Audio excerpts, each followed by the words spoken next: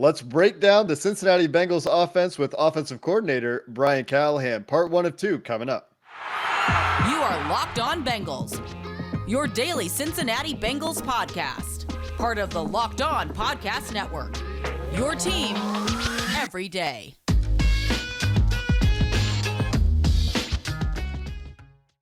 What up, Bengals fans, and welcome to another episode of the Locked On Bengals podcast. I'm your host, Jake Lisco. He's your host, James Rapine. This episode of the Locked On Bengals podcast brought to you by McDonald's. I'm loving it. Today, James, we're joined by a very special guest for the second time this week, third or fourth time this week, depending on how you categorize our other guests. Brian Callahan, friend of the show, joins us to talk Bengals offense. And that is why, because we had Zach Taylor earlier this week, Joe Goodberry, that's why you got to make us your first listen each and every morning. We are free, and you can subscribe on YouTube or check us out on anywhere you get your podcast. So do that now. But without further ado, let's get to our chat with Bengals offensive coordinator Brian Callahan. We're now glad to welcome on to the podcast offensive coordinator Brian Callahan. Brian, been a few months. How's it going? Are you enjoying your bye week? Yeah, so far so good. Just got a chance to be a normal person for a few days here and pick up my kids from school and take them to the park and do some normal dad stuff and sleep in a little bit, take a nap or two, and get refreshed. Before we dive into football, what's your least favorite chore to do, just in general, not during the bye week, but least favorite chore? That's a good question. I very much dislike doing laundry. That's my least favorite thing. Yeah, I hate folding. I can do the laundry, but the folding is awful. I think, well, especially when I got little kid laundry, so there's like 500 pieces of it, and it takes like an hour and a half to fold it. So that's my least favorite by far. I agree. For me, it's the folding. I agree with all you. I mean, maybe we're just typical men, right? And we just that could don't be part like of it. Folding things, and that's just our generation. But yeah, I don't know. It's good that you're enjoying your bye week. Zach said, it's going to be good for everybody to get time off and spend some time with the family. When are you guys back to the regular in-season schedule? We'll be back. I'll do a little bit of work on Sunday night, and then we'll be back in the office on Monday morning, ready to roll. Yeah, so a little bit of a break, like a couple days, and then back at it. So let's interrupt your break and talk about your job for a while on this Thursday morning, and let's start with the quarterback play. Joe Burrow in his second year has, by my eye, taken some very clear steps forward, and even within the season has made some progress, despite all the ado over the interceptions. I think Zach Taylor has been asked about his interceptions about 10 different times by 10 different people this week, including us. And the other side of it is he's really come a long way in certain regards of his game. One of those, managing the pocket. From your view as an offensive coordinator, what are the areas you've seen the most growth from Joe Burrow in 2021? That's definitely one of them. Just to see him and how quickly he's gotten back to being comfortable in the pocket. It was always something that was a strength of his, particularly when you look at his LSU tape. But I think what gets overlooked a little bit is just how quickly he's come from his injury and how quickly he got back to playing really good football. When those things normally take a little bit more time to settle in and feel comfortable, somehow, some way, he managed to start the season and really very quickly get back to playing the way he's used to playing football. And that gets overlooked a little bit. I think it's really impressive, the mental ability that he had to overcome that to get to where he is now. And his pocket movement's been excellent.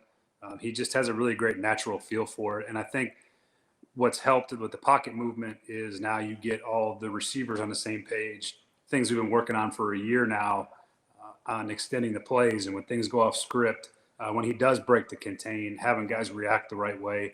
And it's been a productive part of our offense. Our guys have gotten better and better each week at finding ways to mirror Joe's movement outside of the pocket and find big completions and big plays. Yeah, the explosives are certainly something that you focused on this offseason. I imagine you're pretty pleased through 9 weeks of that aspect of the offense. Yeah, I mean, I think when you look, I mean, I think we're first in yards per completion. I think it's like 8 point something, and it puts us right up there at the top of the league. And that's a huge part of the explosive plays that we've been able to generate. And last year, that was a thing that we lacked. I felt, we ended up having to go a lot of 10 and 12 play drives, and that's a really hard way to play football. You got to be right for a lot of plays. And when you get a chance to take a 4 play drive and go 70 yards, because somewhere in there somebody caught one for 60, then that makes life a lot easier on the offense. And Jamar is obviously a huge part of that. He's unlocked an explosive element that we lacked last year, and it's been fun to be able to have that explosive element. Now you just got to bring the rest of them along with it. T's had a few. We'd like to get more from T, but it's been a big part of our offense and being able to score a bunch of points. When you look at some of the advanced numbers out there, Joe Burrow leads the NFL in the quote unquote tight window throws. And this is according to, the next gen stats categorization of tight window throws. I think he's somewhere around 23%. And they call it the aggressive percent, the percentage of his throws that are aggressive. Really, that just means the ones that they've categorized as tight window. Zach was asked about this a little bit, I think, in his presser earlier this week about tight window throws against the Browns, though, especially on the scripted drives. I thought you guys had some really easy free yards that you're able to make the reads based on pre-snap alignment. A safety goes with Joe Mixon into the flat and you have a dragging concept over there. You have that slant where you have a corner playing press bail. Have you found more of those free easy yards as the season's gone on by sprinkling things in like that pre-snap motion and those pre-snap reads to find those easy yards? Absolutely. And then we're always looking for easy completions. There's nothing better than throwing a ball in the flat for 3 yards and getting 15 or 20. I mean, that's easy football. It's easy for the quarterback. It gives him a mental break too, where he doesn't have to just decipher all the things happening and in protection. And now you just get the ball out of his hand quickly, get the ball in somebody else's hands with time and space. It's not always as easy as all of a sudden these guys are always going to be open like that. But when we get chances to do that and find ways to do that, that's always going to be our goal, is to find the completions that make it easy on the quarterback. And then when you have to hang in there and make a tight throw, you have to make a tight throw, and that's just kind of how it goes. But I do think, because we have really good outside receivers, and when you're throwing on the outside lanes, you're throwing against corners that are playing usually some version of press or technique a lot of the times. And if they're not, they're playing with vision on the quarterback, and so they're breaking on the ball. And I think when we throw in the outside lanes as much as we do, because we believe in the guys we have out there, they're going to come across as tight window throws by some of those metrics that are out there for consumption. And so, some of them are things that we lean on, guys going one-on-one. We feel like our matchups with both T and Jamar on the outside are going to be matchups we can win more often than not. But, I think there's a lot of tight window throws exist out there. And, I don't always necessarily know what to make of all those data points all the time. They make sense. They do tell you a story, but then how do you use that to your advantage, or how some of those things fit? I'm not always sure, but I just know that we've definitely had some tight coverage. We played against good corners. Those things are probably going to come off as tighter window throws as well. So, but whenever we can make an easy throw for 2-3 yards and get 20, we'll take that every time. As far as Burrow's concerned, and you mentioned him deciphering pre-snap, and you guys put a lot on him. From an outsider's view, it seems like he's really, really good at all of that stuff. But how has he developed? How have you seen him get better maybe this season or since he was a rookie at that stuff? Because I think it's a strength, obviously, and I think you feel the same way.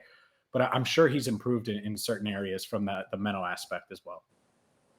Yeah, I would say he sees defenses so much better now after a collection of what he's played now, 16 or 17 games. He sees things so much cleaner. He sees technique so much. It just makes more. It happens faster for him. So everything he sees, he's got a really good feel for what he's seeing. And then there's games where he's feeling it. He really sees it well. That second half in Jacksonville was one of them where just things were clicking for him. And I think that's the biggest thing, is he's just seen so much more football now at the NFL level. He's seen blitzes. He's seen all the different ways he can protect himself. And then what are his answers? I think that's what makes him unique, is that his ability to process what he's seeing, see it, understand it, but then be able to have the answer quickly to take advantage of some particular looks. Baltimore certainly comes to mind as one of them. We got a zero blitz, and we had a checkup all week that, he could, as soon as he saw it, he could get to it. And he did. It happened fast. We got a line. He threw a go ball down the sideline to Jamar. That was the one that was the fumble where, they touched it out. He touched it out of bounds, so it didn't end up being a turnover. But it was a big play for us against an all-out pressure look that he was able to diagnose and get to quickly. So those are the things that make him really unique, is his processing ability. And then his accuracy, obviously, is one of the things that sets him apart from a lot of guys in the league. So, but I would say the biggest thing is just all the things that he sees from them defensively and being able to get to the right plays and right answers. We'll get back to our conversation with Brian Callahan, but today's episode brought to you by McDonald's, which has proudly served communities since 1965.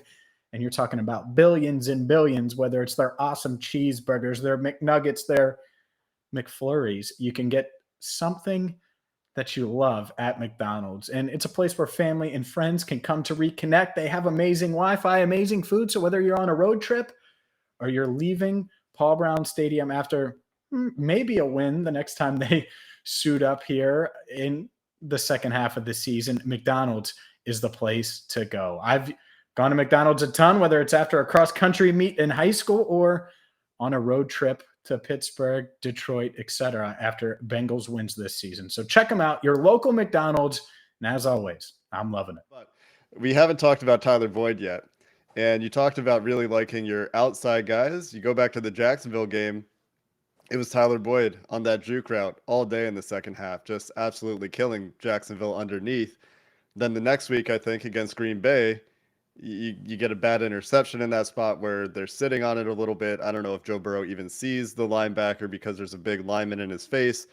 And since then, we haven't seen as many targets go to Boyd on that juke route. And I don't know if we've seen Hoss-wide juke, which I think is the play call there, called as much, where you have the little curls or comebacks on the outside, the slot fades, and Boyd running the juke route.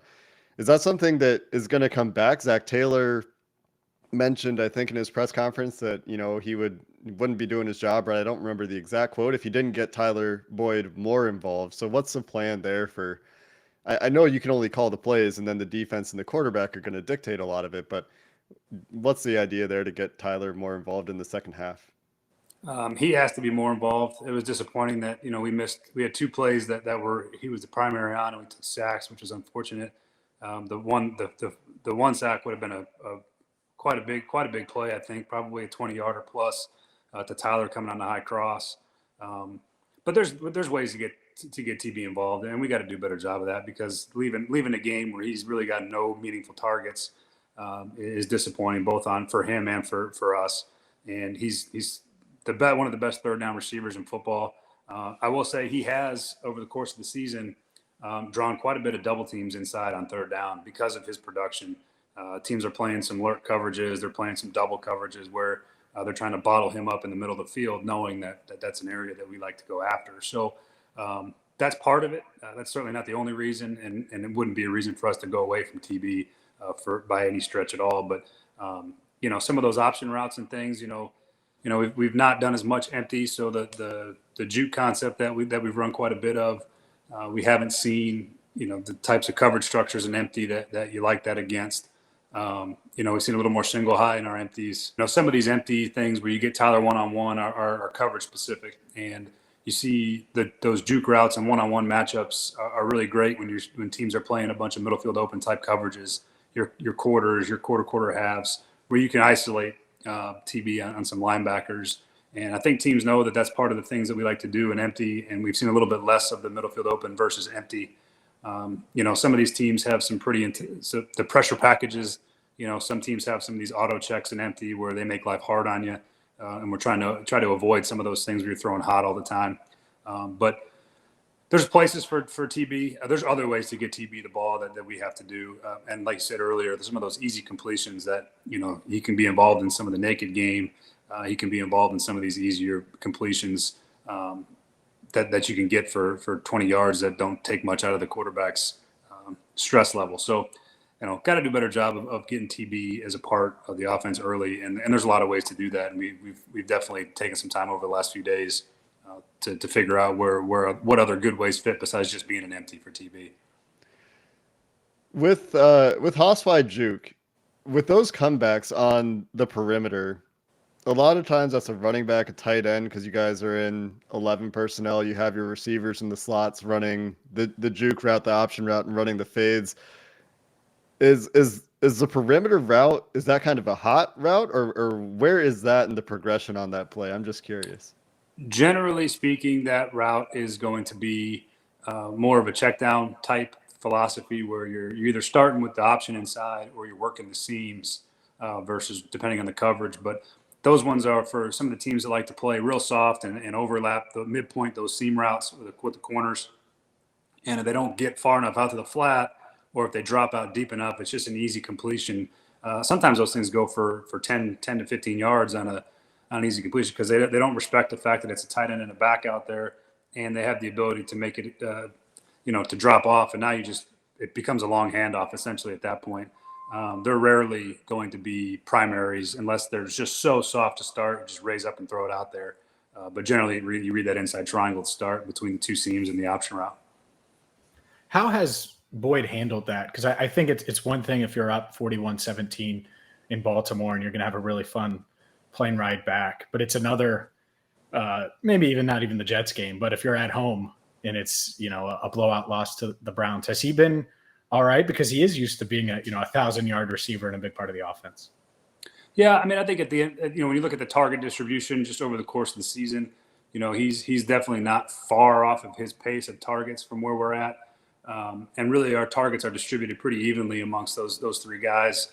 And it goes up and down week to week. Some guys have a bigger game than others. You'd like to have a little more consistency on our part of just finding ways to get those guys all involved early in a game. It's a good problem to have, where you're trying to spread the ball between Mixon and T and Tyler and Jamar, and CJ's in that mix too. So there's a lot of targets to go around, and we have to do a good job of making sure we get those guys involved early enough to where they all feel like they're a part of it. That's on us as a coaching staff and on me to make sure that happens. But I think TB is a real pro. He's a captain for a reason. All the things that we love about TB, his energy, his consistency, those are the things that show up when, it's easy to be a captain when you're catching 10 balls a game and everybody's cheering you. But, it's a little bit of a rough stretch for TB in terms of his production and involvement, and he's been a pro. And we all appreciate that about TB. He knows that it's going to come for him when it comes. And, when your number is called, you make the play. And I think, all the things that make TB a really special player have helped, and the thing when things aren't going great for him, of him being consistent and just understanding that, his day's coming too. And not every day is going to be a big day when we have all the types of players that we have on offense. So that's why he's a captain. That's what makes him unique. And that's what he's the same guy every day, which is certainly something we very much appreciate. And that's the type of guys we're looking for. We'll continue our conversation with Bengals offensive coordinator Brian Callahan, but I got to tell you about GetUpside, because you fill up, I fill up. We all have to fill up our automobiles. And when we're doing that, you know what else we need to do? Well, fork over a bunch of money. Gas prices are going up. That's no fun. Well, you can save money every time you fill up with GetUpside.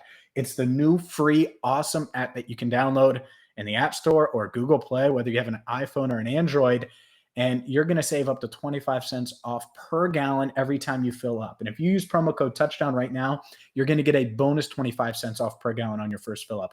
So it's up to 50 cents off per gallon with promo code Touchdown. It's free. You can have your savings deposit in your PayPal account or your bank account, or maybe you can get a gift card, or not only maybe, you can get a gift card. Maybe if you want to get Amazon for the holidays or something like that. So GetUpside, GetUpside, promo code Touchdown. We've talked about the receivers. We've talked about Joe Burrow. I mean, we could talk about Stanley Morgan's great block on the lineback play where he takes out 2 Browns on Sunday. But let's talk about Joe Mixon, the other one of the, what did they call themselves? I don't even remember, the Fabulous Five or something. Doesn't matter. Joe Mixon, the other weapon of this offense that is back with Frank Pollock running a lot of wide zone stuff. The last time he had a massive season, Frank Pollock, well, he was not bad 2 years ago by any stretch, but he had a massive season a couple years ago with Frank Pollock calling the run game. And we've seen a shift this year to more 12 personnel, more 6 offensive lineman stuff, a lot more under center than we saw in Joe Burrow's rookie year. And a lot of those snaps have been, well, a lot of the snaps have in the first place, especially with the extra linemen, been running plays and have been zone plays from under center. How has that transition been where you've been putting in all of this wide zone stuff and trying to build off it with increasing prevalence over the course of the year of things like jet motion and naked plays and play action plays as things go on? Yeah, when we looked at the run game and when Frank got here, we looked at what we had done prior, what was good for us the season before. And then what is Frank's philosophy? What does he want to major in? And Frank's an outstanding offensive line coach, both in how he technically teaches and how he schematically sets the run game up. And our job is to, on the passing game side, is to match as much as we can in the run game with our formations, particularly the play actions and the screens, and formate things that fit together. And when you look at the wide zone, it's always going to be better under center because you're looking for phasing, and the running back and the center have to be in phase. If the running back's behind the center, you don't get the right stretch. If the running back is too far in front, the cut doesn't happen when you want it to. So you want those guys to be in phase. It's a 4-step decision for the back, and you can cut it vertical. And we've done a really nice job of that at times this year. There's been some nice runs that have come off of those types of stretch and cut. But that's what Frank believes in. He's a great teacher of that system in the wide zone. We've always wanted to be a wide zone team here. Obviously, Zach coming from the Rams was a big part of it.